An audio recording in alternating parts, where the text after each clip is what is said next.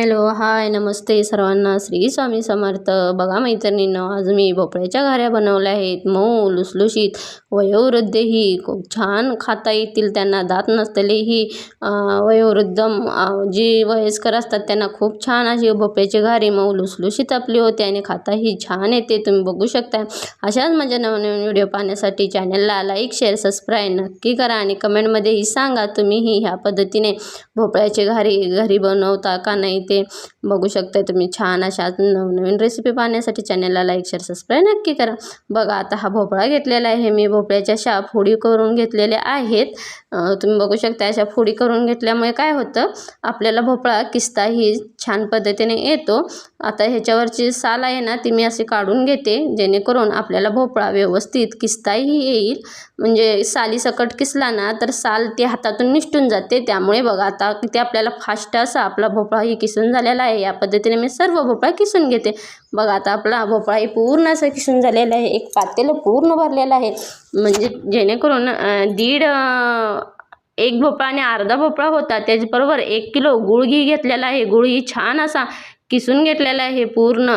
आता एका मोठ्या पातेल्यामध्ये मी भोपळ्याचा किस पूर्ण घालून घेते आणि भोपळ्याचा किस घातल्यानंतर काय करायचं, आपण जे भोपळ्याला पाणी सुटलेलं असतं ते आधी छान चटचुटून पूर्ण भोपळ्यातील पाणी आपण शोषून घ्यायचं आहे. एक 10 ते 15 मिनटं किस आपण वाफेवरती छान असा शिजवून घ्यायचा आहे. म्हणजे त्याच्यातलं पाणी असतं ते पूर्ण आटलं गेलं पाहिजे. ते पाणी आटलं ना की मग आपण गूळ घालून घ्यायचं आहे. त्यामुळे काय होतं, जे भोपळ्याचं पाणी असतं ते आपण पूर्ण वाफेवरती छान असं पूर्ण घालवून घ्यायचं आहे त्यातील, जेणेकरून पूर्ण मोकळे सळसळीत होईल. बघा, आता आपला किसही पूर्ण असं शोषून घेतलेलं आहे त्यातील पाणी. त्याच्यामध्येच आता किसलेला गूळ आहे तोही घालते. वजनीप्रमाणे 1 किलो गूळ आहे बघा.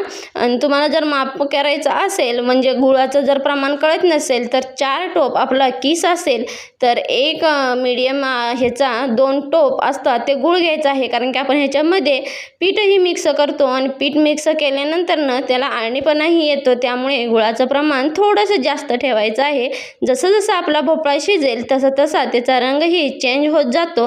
तुम्ही बघू शकताय किती छान असा आपला भोपळा शिजलेला आहे ना. कोणतीही ह्याच्यात पावडर किंवा वेलची तेल टाकण्याची काही गरज नसते. खूप छान असा आपला भोपळ्याच्या आणि भोपळ्याच्या घाऱ्याही खूप छान होतात. जसं आपण पुरण शिजवतो त्याचप्रमाणे आपण हा भोपळाही शिजवून घ्यायचा आहे. आता एक 5-10 मिनटं मी हा भोपळा असंच गार करत ठेवते. बघा, आता गार झालेला आहे आपला भोपळाही. त्याच्यामध्ये जायफळामुळे काय होतं, पचनशक्ती आपली सुधारते. भोपळा जरा पचायला जड असतो. त्याच्यात सुंठ पावडर 1 चमचा आणि थोडं चवीपुरतं मीठ वापरते. सुंठ पावडरने भूक असते ती भूक वाढीलाही छान असतं आणि मुलांना पचण्यासाठीही हलकं येतं. बघा, त्याच्यामध्ये 1 वाटी तांदळाचं पीठ, 4 वाटी बेसन पीठ घालून छान असं मिक्स करून घ्यायचं आहे पीठ. आपलं सर्व पीठ असं मिक्स करून घ्यायचं आहे. बघा, गार झाल्यानंतर आता हे असंच मी झाकून रात्रभर ठेवते आणि सकाळी करते. आमच्या इकडे अशीच पद्धत असते. रात्रीचं शिजवायचं आणि सकाळी पहाटेचं बनवायचं. त्यामुळे मी हे असंच बनवलेलं आहे. आणि तुमच्याकडे कशी पद्धत असते तेही मला सांगा. गुड मॉर्निंग सर्वांना. चला तर मग आता आपण घाऱ्या बनवू. सकाळची टायमिंग आहे, सकाळी नाही बोललं तर 6:30ची टायमिंग आहे. बघा, ही 6:30ला मी आंघोळ करून आवरून माझं पूर्ण सकाळी 6 वाजता मी घाऱ्या बनवत आहे. 6:30 वाजलेले आहेत. थोडा बाहेर अंधारही अजून आहे, त्यामुळे तुम्हाला थोडासा अंधारही दिसत असेल. बघा, असे ह्याप्रमाणे तेलाची जी पिशवी असते त्याच्यावरती छान असं थापून घ्यायचं आहे. तेल तापलं की पाहण्यासाठी एखादी लहानसं गोळा घालून तेलात आपलं छान तापलेलं आहे. त्याच्यामध्येच आता मी जी घारी आहे ना ती अशी हातावरती घ्यायची आहे आणि अलगद तेलामध्ये सोडून घ्यायची आहे. त्यामुळे काय होतं, हाताला आपण आपल्या चटका बसण्याची शक्यता असते. त्यामुळे थोडं सांभाळूनच आपण घारी ही तेलामध्ये सोडून घ्यायची आहे. बघा, सुरुवातीची पहिली घारी असते ती थोडी तेलामध्ये चिकटतेच, मात्र आपली घारी ही छान फुगते आणि मस्त अशी टम्म फुगलेली आहे. बघू शकताय तुम्ही, छान अशी घारी ही फुगलेली आहे माझी.